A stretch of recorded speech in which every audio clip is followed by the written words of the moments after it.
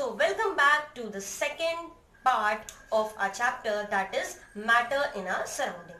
So student, जैसा कि आपको याद होगा कि प्रीवियस वीडियो में सबसे पहले हम लोगों ने लेआउट प्रिपेयर किया था. दैट मीन्स कि हम लोगों ने ये देखा था कि कौन कौन से पार्ट्स हम लोगों को पढ़ने हैं इस चैप्टर से related. And the second thing was the different terms, जिन टर्म्स को यहाँ पे आज जो हम लोग टॉपिक कंसिडर करने जा रहे हैं फिजिकल क्लासिफिकेशन के बेसिस पे सॉलिड, लिक्विड एंड गैस में हम कैसे बाइफिकेट करेंगे और कैसे उन टर्म्स को समझेंगे. तो जो टर्म्स हम लोगों ने प्रीवियस क्लास में पढ़े थे, आइए उन्हीं टर्म्स का यूज करते हुए ये आइडेंटिफाई करते हैं, ये देखते हैं कि what are solids, what are liquids, what are gases. तो मैटर को हमने दो पार्ट में बाइफिकेट किया था. कौन कौन से दो पार्ट? पहला था physical classification and second was chemical classification. Physical classification के 5 पार्ट्स थे: solid, liquid, gases, plasma and Bose-Einstein condensate. तो देखते हैं सबसे पहले सॉलिड के बारे में. तो स्टूडेंट्स, फॉर एग्जाम्पल अगर हम किसी सब्सटेंस को like this is a solid, ये एक सॉलिड है, ठीक है. तो इस सॉलिड को एग्जाम्पल लेके हम इसके कुछ कैरेक्टर्स डिराइव करेंगे, कुछ कैरेक्टर्स देखेंगे. सबसे पहले आइए इसके फर्स्ट कैरेक्टर की तरफ मूव करते हैं. अगर सॉलिड को आप ध्यान से देखो, किसी भी सॉलिड को, यहाँ हमने कंटेनर लिया है, आप कोई भी सॉलिड ले सकते हो. फॉर एग्जाम्पल अगर हम इस सॉलिड को कंसिडर करते हैं तो सॉलिड का सबसे इंपॉर्टेंट कैरेक्टर होता है कि इसका एक डेफिनेट शेप होता है. Okay, so first is definite shape. First is definite shape. Definite shape के साथ साथ इसका एक डेफिनेट साइज भी होता है. तो सेकेंड प्रॉपर्टी क्या हो गई? Definite size. थर्ड, कोई भी सॉलिड है तो उसको हम अगर उसका हम लेंथ जानते हैं, उसका ब्रेड्थ जानते हैं और उसका हाइट जानते हैं, तो हम इजीली फाइंड आउट कर सकते हैं कि उसका वॉल्यूम क्या है. तो सॉलिड का सबसे इंपॉर्टेंट कैरेक्टर क्या है कि इसका एक फिक्स्ड वॉल्यूम भी होता है. तो third character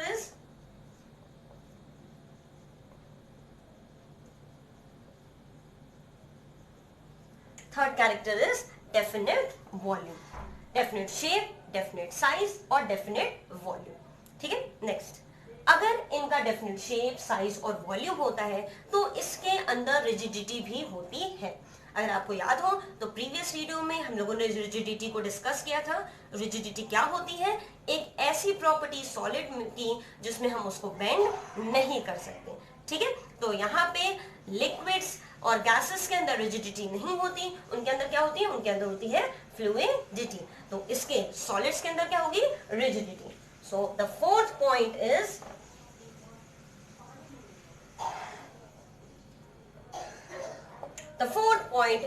rigidity. Now rigidity के बाद आता है कि अगर आप कोशिश करो कि सॉलिड्स को कंप्रेस कर दो और सॉलिड्स को कंप्रेस करके इनके साइज को डिफॉर्म कर दो या इनके साइज को शेप कर दो या इवन इनके साइज को रिड्यूस भी कर दो, तो वो आप नहीं कर सकते. सो सॉलिड्स के अंदर एक बहुत इंपॉर्टेंट चीज नहीं होती एंड दैट इज कंप्रेसिबिलिटी. ठीक है. So fifth is no compressibility. Solids के अंदर कंप्रेसिबिलिटी नहीं होती. ठीक है. बात करते हैं डेंसिटी की. तो डेंसिटी क्या होता है? मास बाय वॉल्यूम. फॉर्मूला क्या होता है? Density is equals to mass by volume होता है. ठीक. तो मास हम इसका इजीली फाइंड आउट कर सकते हैं. डेफिनेट वॉल्यूम होता ही है इसका, यहाँ पे भी हम लोगों ने देखा. सो density is what? Density is mass by volume. अगर हम इसको कंपेयर करें, अगर हम सॉलिड्स की डेंसिटी को as compare to liquid and gases compare करें, तो सबसे ज्यादा डेंसिटी किसकी होती है? सबसे ज्यादा डेंसिटी होती है सॉलिड्स की. ठीक है. तो highest density. Sixth is highest density. ना डेंसिटी के बाद हम लोगों ने 2 और चीजें पढ़ी थी. एक पढ़ा था intermolecular space.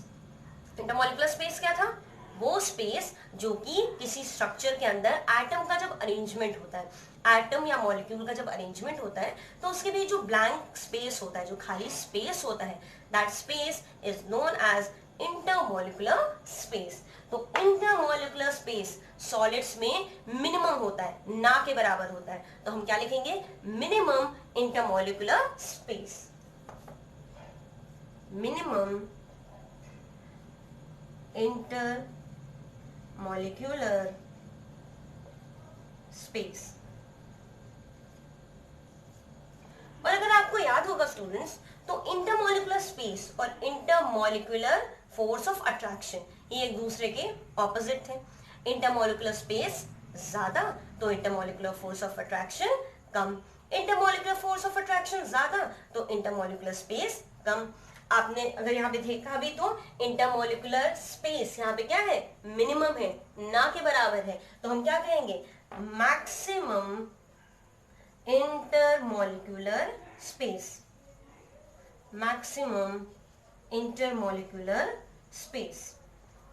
Okay, intermolecular space इनमें सबसे ज्यादा होता है। तो सॉलिड्स के ये कुछ कैरेक्टर्स हैं, definite shape, definite size, definite volume. आप चाहो तो एक साथ इनको कंबाइन करके लिख सकते हो, definite shape comma size comma volume. Next, इसमें रिजिडिटी प्रेजेंट होती है, फिर कंप्रेसिबिलिटी का ना के बराबर होती है, इनको आप कंप्रेस नहीं कर सकते। Then highest density among liquid and gases, इसकी डेंसिटी सबसे ज्यादा होती है।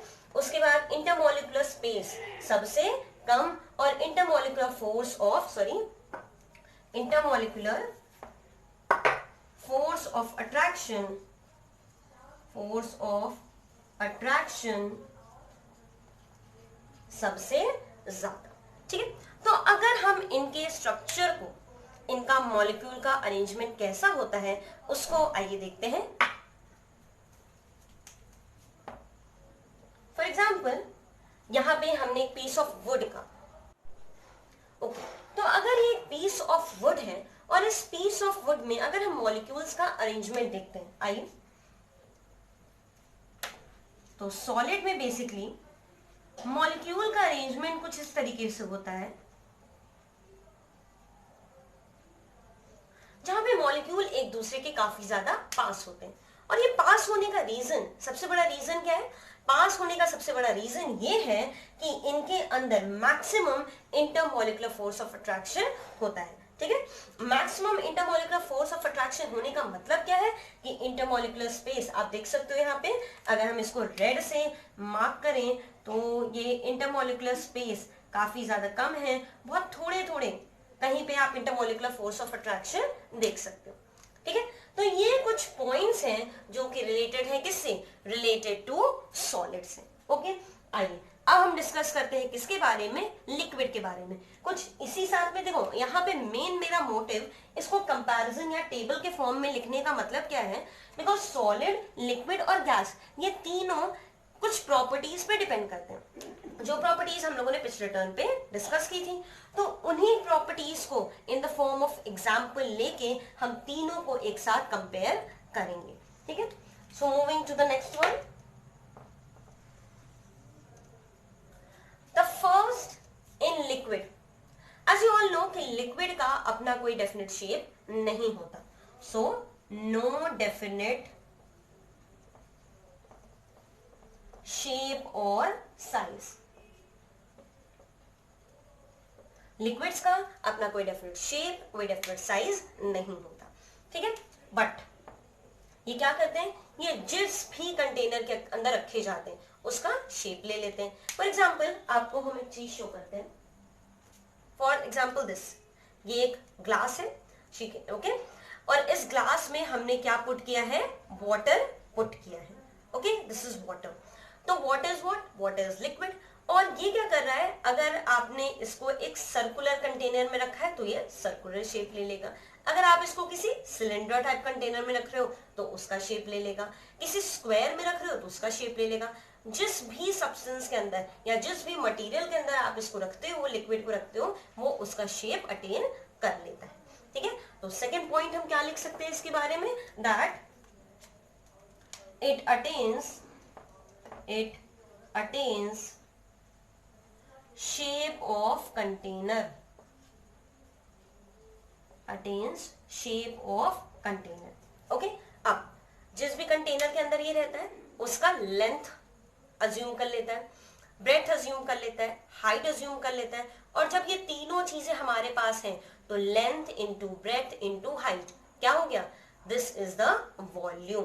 सो नेक्स्ट पॉइंट कि इसमें शेप और साइज तो नहीं है, बट है क्या चीज, the third thing is it has volume. ठीक है, वॉल्यूम इसका होता है ना। अगर हम वॉल्यूम को देखें, नेक्स्ट फोर्थ, रिजिड तो नहीं है ये, इसको आप इजीली फ्लो करा सकते हो, इसको इजीली बेंड करा सकते हो, ये एक जगह से दूसरी जगह मूव हो सकता है। सो इसका नेक्स्ट प्रॉपर्टी क्या होगा, ये रिजिड तो बिल्कुल नहीं है, तो रिजिड का ऑपोजिट क्या हो जाता है, फ्लूइडिटी। सो ये क्या है, इट हैज फ्लूइडिटी। ठीक, नेक्स्ट, आप लिक्विड्स को इजीली कंप्रेस कर सकते हो। ठीक है, बहुत ज्यादा लेवल तक नहीं, लेकिन तब भी लिटिल कंप्रेसिबल।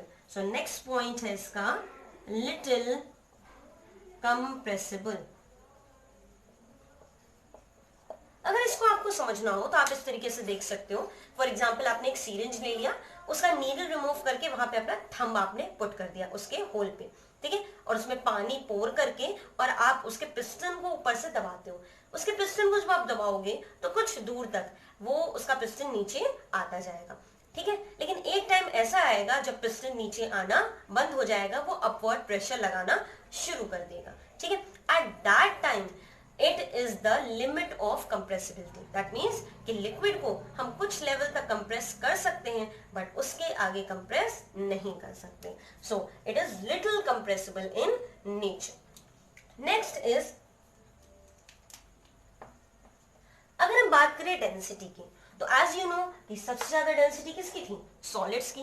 तो उसके कंपैरिजन में लिक्विड की डेंसिटी ऑफ कोर्स ही बात है थोड़ी सी कम होगी। तो यहां पे लिखेंगे lesser density as compared to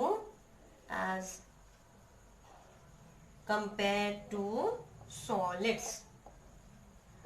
solid के कंपैरिजन में इसकी डेंसिटी क्या होगी, कम होगी, लेस होगी। Now moving to intermolecular space and intermolecular force of attraction. So अगर हम इंटरमोलिकुलर स्पेस की बात करें तो as compare to solid, liquid की इंटरमोलिकुलर स्पेस थोड़ी सी ज्यादा होती है। ठीक है, तो आप क्या लिखोगे, मोर स्पेस या more intermolecular space as compare to solids. So solids के कंपैरिजन में थोड़ी सी इनकी इंटरमोलिकुलर स्पेस ज्यादा होगी। इसका स्ट्रक्चर भी देख लेते हैं। अगर हम लिक्विड का स्ट्रक्चर यहां पे प्रिपेयर करें तो ये कुछ हालत होती है लिक्विड के मॉलिक्यूल्स या एटम्स के अरेंजमेंट की। ठीक, आप देख सकते हो एज कंपेयर टू सॉलिड, इसके जो पार्टिकल्स हैं as compare to solids, liquid के जो पार्टिकल्स हैं वो थोड़े दूर दूर हैं, थोड़े डिस्टेंस पे हैं, और डिस्टेंस पे होने की वजह से इनके अंदर इंटरमोलिकुलर स्पेस क्या है, ज्यादा है एज कंपेयर टू सॉलिड। ठीक है, अब इंटरमोलिकुलर स्पेस ज्यादा तो इंटरमोलिकुलर फोर्स ऑफ अट्रैक्शन कम। ठीक, तो more space as compare to solid, तो इंटरमोलिकुलर फोर्स ऑफ अट्रैक्शन क्या हो जाएगा, लेस फोर्स। ठीक, तो आइए देखते हैं। It is less force as compare to, less force का मतलब क्या है, less intermolecular force of attraction. So less force as compare to solids. Solid के कंपैरिजन में इनका फोर्स ऑफ अट्रैक्शन काफी कम होता है। ओके, सो स्टूडेंट्स ये था सॉलिड के बारे में, ये था लिक्विड के बारे में। अब हम फाइनल आते हैं किसके बारे में, गैसेस के बारे में। तो गैसेस का स्ट्रक्चर हम स्टार्टिंग में ही बना के देख लेते हैं कि गैसेस का स्ट्रक्चर कैसा होता है। तो गैसेस का स्ट्रक्चर कुछ इस तरीके से होता है जहां पे उसके पार्टिकल्स यानी कि जो एटम्स हैं, मॉलिक्यूल्स हैं, एक दूसरे से काफी ज्यादा दूर होते हैं। तो दूर होने की वजह से इनके अंदर काफी ज्यादा इंटरमोलिकुलर स्पेस प्रेजेंट होता है। ठीक है, तो अभी इंटरमोलिकुलर स्पेस पे जब आएंगे तो इसको हम एक बार फिर से देखेंगे। सबसे पहले सॉलिड, लिक्विड और गैस में गैसेस का neither shape nor size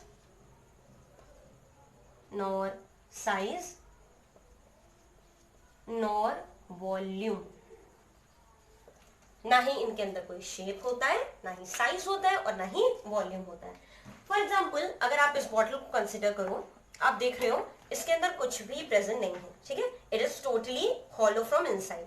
okay, so अगर इस बॉटल के अंदर हम क्या कह सकते हैं कि it is empty, but actually ये एम्प्टी नहीं है। इसके अंदर क्या प्रेजेंट है, इसके अंदर एयर। फॉर एग्जाम्पल अगर हम इसकी लिड लगा देते हैं, इसका कैप को ओपन कर देते हैं, तो इसके अंदर इस वक्त क्या प्रेजेंट है, इसके अंदर एयर प्रेजेंट है।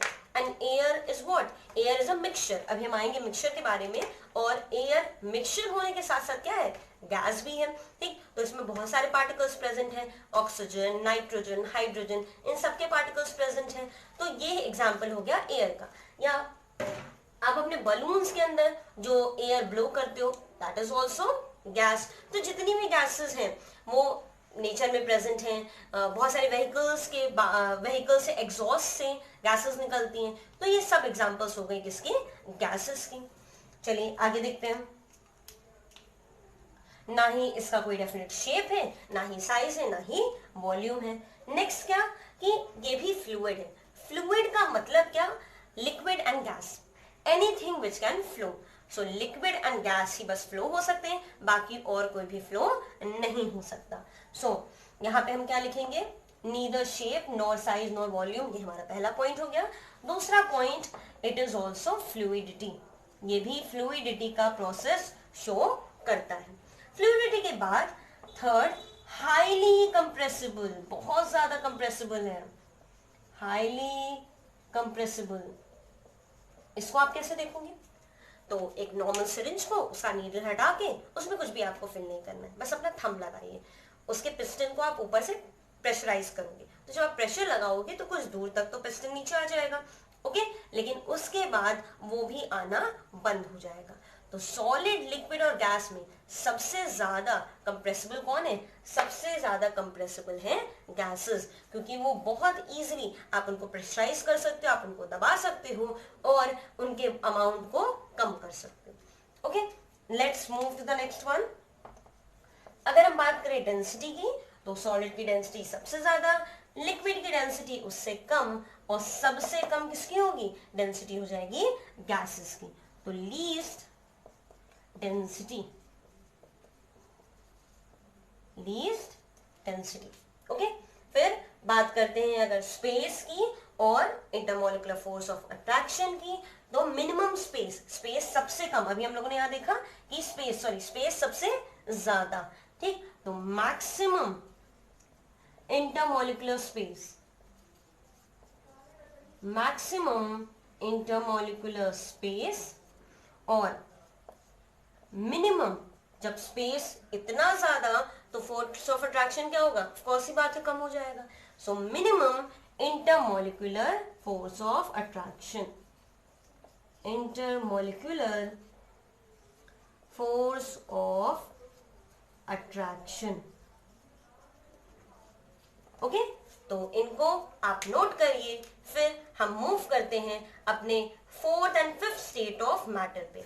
Fourth and fifth state of matter को डिस्कस करने के बाद हम आपको ये बताएंगे कि कैसे अगर कंपैरिजन टेबल आपको इनका बनाने को आ जाए, फॉर एग्जांपल डेंसिटी में इंक्रीजिंग ऑर्डर, या इंटरमोलिकुलर स्पेस में डिक्रीजिंग ऑर्डर या इंक्रीजिंग ऑर्डर, तो उसको कैसे आप ड्रॉ करोगे। तो पहले इसको नोट कर लीजिए, फिर हम मूव करते हैं प्लाज्मा पे और बोस-आइंस्टीन कंडेंसेट।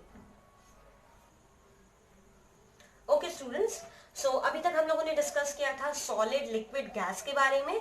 अब हम मूव करते हैं अपने fourth and the fifth state of matter.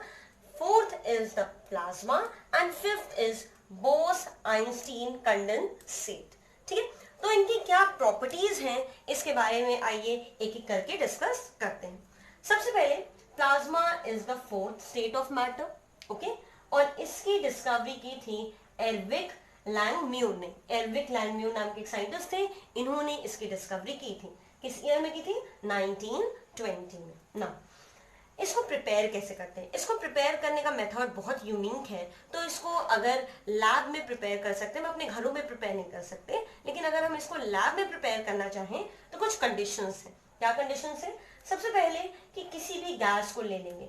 एक पॉइंट जो कि बहुत इंपॉर्टेंट है और ध्यान देने की जरूरत है कि प्लाज्मा और बोस-आइंस्टीन कंडेंसेट ये दोनों गैस से ही फॉर्म्ड हैं, गैस के ही स्पेशल कैरेक्टर्स हैं। तो गैस, अगर हम सॉलिड लिक्विड गैस हम लोगों ने पढ़ा, गैस को अगर हम ग्लास ट्यूब से, ग्लास की एक पतली सी ट्यूब, उससे हम गैस को पास करा दें, दो कंडीशंस बहुत इंपॉर्टेंट रिक्वायर्ड है। कौन कौन सी? पहला, हाई टेम्परेचर, टेम्परेचर काफी हाई होना चाहिए, ठीक है, एंड लो प्रेशर, प्रेशर बहुत ज्यादा कम और टेम्परेचर बहुत ज्यादा हाई। तब इस पूरे किसी भी गैस को हम कन्वर्ट कर सकते हैं किसमें? प्लाज्मा में। हम कन्वर्ट कर सकते हैं किसमें? प्लाज्मा में कन्वर्ट कर सकते हैं ना। तो अगर हम गैस को एक ग्लास ट्यूब के थ्रू हाई टेम्परेचर और लो प्रेशर पे पास करें तो हमारे पास रिजल्ट क्या आएगा? सबसे इंपॉर्टेंट चीज है कि जो पूरा गैस है वो पूरा का पूरा गैस प्लाज्मा में कन्वर्ट होता है। कैसे कन्वर्ट होता है? जो गैस है उसके साथ दो और चीजें आ गई। पहली चीज आ गई फ्री इलेक्ट्रॉन्स। ये फ्री इलेक्ट्रॉन्स कहां से आया? कोई भी एटम होता है उसके आउटर मोस्ट शेल को हम बोलते हैं वैलेंस शेल। क्या बोलते हैं? Valence, not balance. उसे हम बोलते हैं वैलेंस शेल। तो इन वैलेंस शेल से इलेक्ट्रॉन बाहर की तरफ जब निकलते हैं तो उन्हें हम क्या कहेंगे?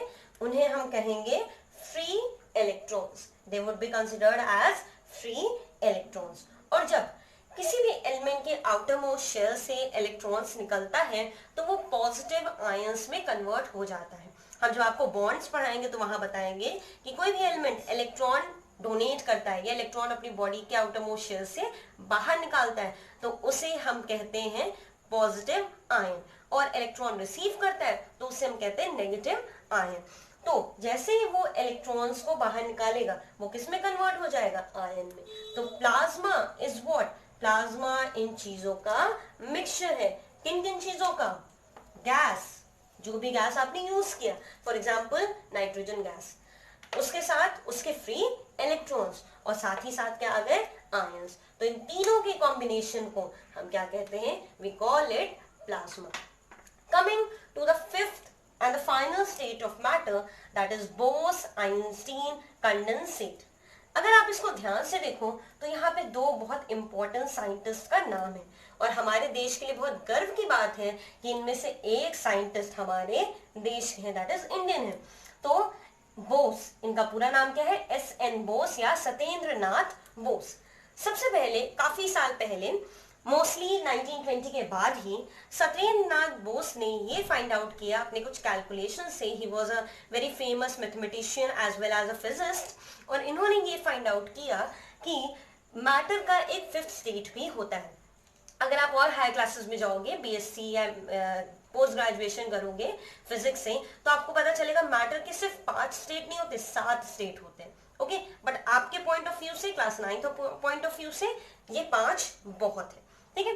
तो सत्येंद्र नाथ बोस जी ने कुछ कैलकुलेशंस किए और उस कैलकुलेशंस के अकॉर्डिंग उन्होंने ये फाइंड आउट किया कि एक फिफ्थ स्टेट ऑफ मैटर भी होता है।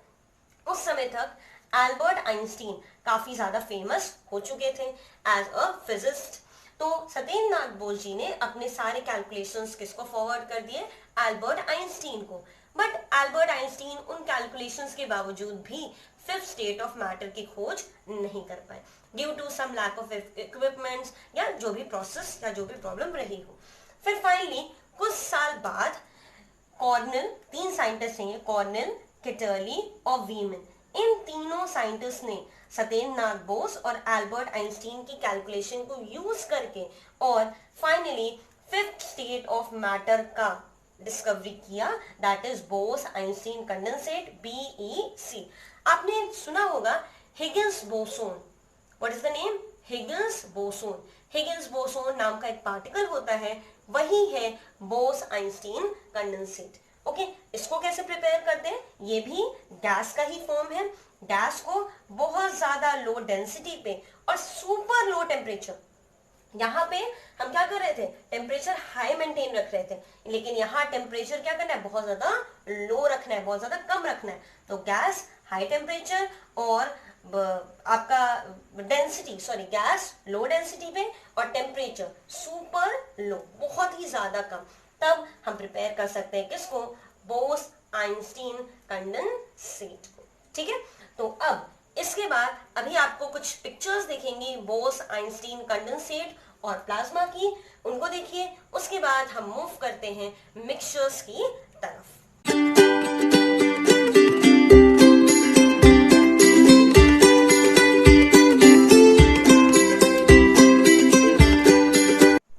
ओके स्टूडेंट्स, सो अब हम देखेंगे, अभी तक हम लोगों ने क्या डिस्कस किया, फिजिकल क्लासिफिकेशन। अब हम बढ़ते हैं आगे किस पे, केमिकल क्लासिफिकेशन पे। तो केमिकल क्लासिफिकेशन के बेसिस पे हम एलिमेंट्स को दो पार्ट में डिवाइड कर सकते हैं। दो टाइप से केमिकल क्लासिफिकेशन के, पहला मिक्सचर एंड दूसरा प्योर एलिमेंट्स। तो प्योर एलिमेंट्स में क्या क्या है, metal, metalloids, non metal, noble gases and radioactive elements. तो इनको हम डिस्कस करेंगे नेक्स्ट वीडियो में। आज हम डिस्कस करेंगे मिक्सचर के बारे में। तो बेसिकली मिक्सचर होता क्या है, मिक्सचर एक ऐसा कॉम्बिनेशन है, means it is a combination of two और मोर एलिमेंट्स। दो या दो से ज्यादा एलिमेंट्स को जब हम एक साथ कंबाइन कर दें और कंबाइन होने के बाद हमारे पास जो रिजल्ट आए उसकी प्रॉपर्टीज और हमारे रिएक्टेंट्स की, यानी कि ओरिजिनल सब्सटेंस की प्रॉपर्टीज ऑलमोस्ट सेम हो, कोई बहुत ज्यादा डिफरेंस ना है। मतलब कि दो या दो से ज्यादा कम एलिमेंट्स को जब हम एक साथ कंबाइन करें और कंबाइन करने पे हमें किसी न्यू प्रोडक्ट का फॉर्मेशन ना हो, कोई न्यू प्रोडक्ट ना बने वहां पे, तब हम उस तरीके के सब्सटेंस या उस तरीके के प्रोडक्ट को क्या बोलते हैं, मिक्सचर। तो आइए इसका डेफिनेशन देख लेते हैं। तो mixture is what, combination of two or more elements, दो या दो से ज्यादा एलिमेंट्स का combination in which no new product is formed, new product का फॉर्मेशन बिल्कुल ना हो। यही डिफरेंस है एक मिक्सचर और एक कंपाउंड में। हम लोग कंपाउंड भी डिस्कस करेंगे। तो कंपाउंड में क्या होता है कि कंपाउंड्स में बेसिकली जो आपका ऑब्टेन्ड होता है या जो आपका प्रोडक्ट होता है उसमें क्या होता है कि न्यू प्रोडक्ट का फॉर्मेशन होता है, लेकिन मिक्सचर में किसी भी न्यू प्रोडक्ट का फॉर्मेशन नहीं होता। ठीक है ना, आते हैं हम आगे के पोर्शन पे। तो मिक्सचर्स बेसिकली दो तरीके के होते हैं। अब यहाँ पे आपके सामने हम दो एग्जाम्पल शो करने जा रहे हैं और उनके अकॉर्डिंग हम फिर फाइंड आउट करेंगे कि मिक्सचर क्या होता है और उसके टाइप्स क्या हैं। लेट अस सी। ये है 1 ग्लास ऑफ वाटर, ओके, और ये है सॉल्ट, NaCl, नमक, कॉमन जो सॉल्ट होता है, इसको हमने वाटर में डाल दिया और हमने क्या किया, इसको पूरी तरीके से स्टेयर कर लिया।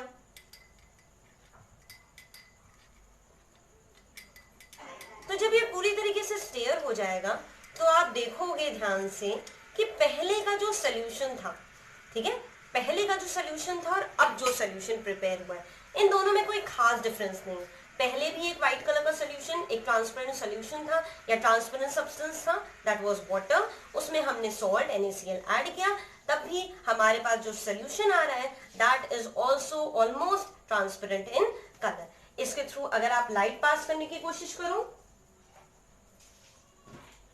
इसके थ्रू अगर आप लाइट पास करने की कोशिश करो तो इजीली आप देख सकते हो लाइट पास हो जाता है। ठीक है, ये इस तरीके से लाइट इसके थ्रू पास हो जाएगा। ओके नाउ, तो इस तरीके के सॉल्यूशन को जहां पे हमने यहां दो चीजें ऐड की, first was water, second was sodium chloride.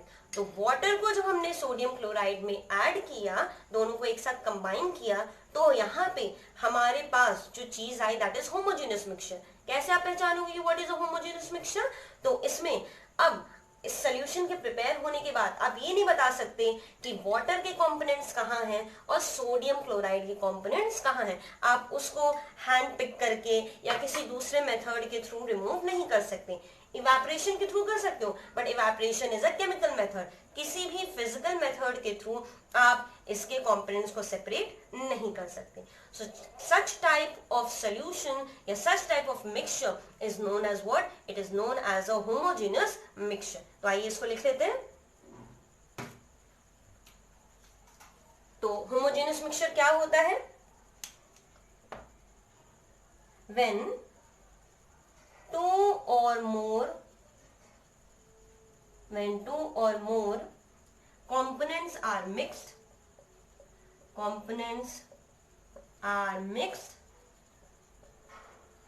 दो या दो से ज्यादा कंपोनेंट्स को एक साथ मिक्स कर दिया, such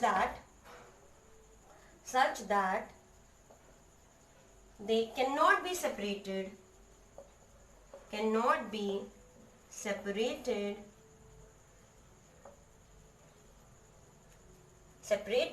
by physical method.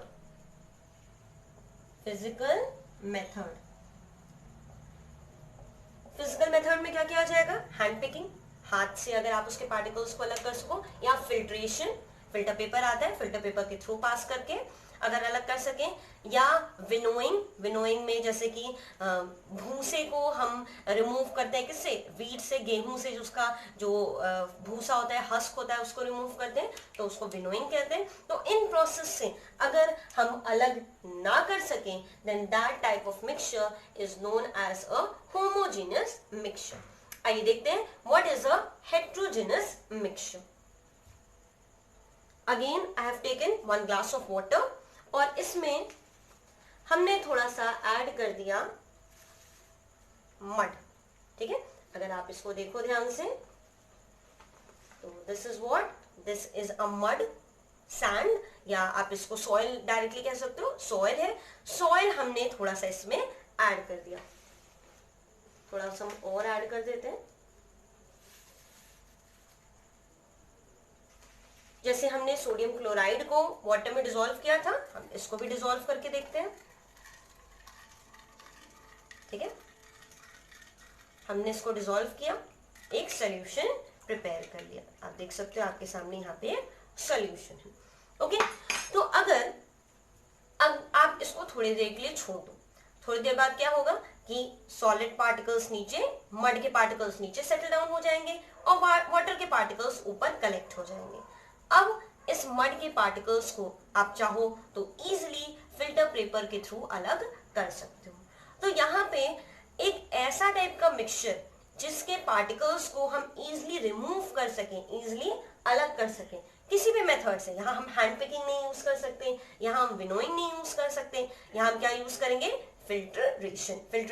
ठीक है, तो फिल्ट्रेशन की हेल्प से हम इसके कंपोनेंट्स को, अगर ध्यान से देखो तो अभी से इसके पार्टिकल्स अलग अलग दिखने शुरू हो गए। वाटर अलग कलेक्ट होगा और नीचे मड या सैंड अलग कलेक्ट हो जाएगा। तो सेडिमेंटेशन के थ्रू पहले इसको सेडिमेंट होने देंगे, हैवी पार्टिकल्स नीचे कलेक्ट होंगे, उसके बाद फिल्ट्रेशन के मेथड से इजीली हम इनके कंपोनेंट्स को अलग कर सकते हैं। तो ऐसे टाइप के मिक्सचर को हम क्या बोलते हैं? Heterogeneous mixture. So heterogeneous mixture क्या होता है? When two or more components are mixed together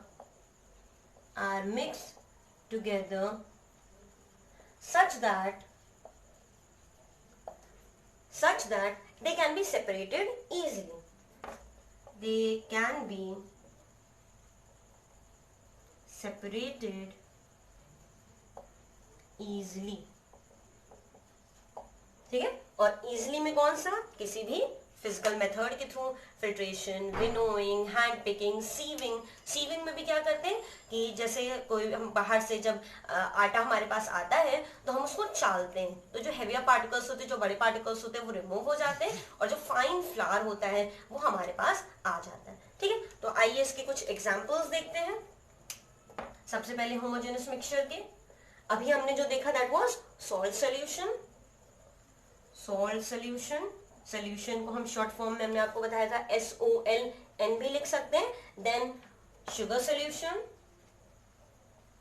sugar solution, sugar solution हो गया, सॉल्ट सोल्यूशन हो गया. इसके अलावा milk, milk is also mixture. उसमें प्रोटीन होता है, कार्बोहाइड्रेट होता है, फैट होता है और उसके कॉम्पोनेंट्स को हम अलग नहीं कर सकते. जूस, जूस भी एक मिक्सचर है. एयर. तो ये सारे जितने एग्जांपल्स हैं, these all are the examples of homogeneous mixture. ठीक है. और हेट्रोजेनस के एग्जांपल्स को अगर हम देखें तो मड सोल्यूशन जो अभी हम लोगों ने प्रिपेयर किया. ठीक है. मड सोल्यूशन के बाद आयरन और sulphur, Fe is iron and S is sulphur. इसको अगर एक साथ गलती से ये मिक्स हो जाए तो कैसे आप इसको अलग अलग करोगे? एक सिंपल मैग्नेट, बार मैग्नेट लेके इस मिक्सचर के ऊपर आप रिवॉल्व करा दोगे, मूव करा दोगे. तो iron being attractive in property, iron magnet से जाके कम जुड़ जाएगा, चिपक जाएगा और आयरन अलग और सल्फर अलग हो जाएगा. इसी तरीके से अगर कैम्फर दैट इज कपूर, कैम्फर मिक्स हो जाए सोडियम क्लोराइड के साथ, कपूर का पाउडर और सोडियम क्लोराइड मिक्स हो जाए तो आप कैसे सेपरेट करोगे? नॉर्मली दोनों के मिक्सचर को आप पानी में डिसॉल्व कर दोगे. कपूर पानी में डिसॉल्व होगा नहीं तो वो ऊपर की तरफ कलेक्ट हो जाएगा, सॉल्ट पानी में डिसॉल्व हो जाएगा. तो इस तरीके से आप कपूर को और सॉल्ट को अलग कर सकते हो. तो ऐसे बहुत सारे एग्जाम्पल्स हैं जिसमें कि आप देख सकते हो कि हेट्रोजेनस मिक्सचर क्या होता है और होमोजेनस मिक्सचर क्या होता है. ओके स्टूडेंट्स, तो आज का वीडियो यही तक. अब नेक्स्ट वीडियो पे हम मूव करेंगे किसकी तरफ? प्योर एलिमेंट्स की तरफ. Thank you for today.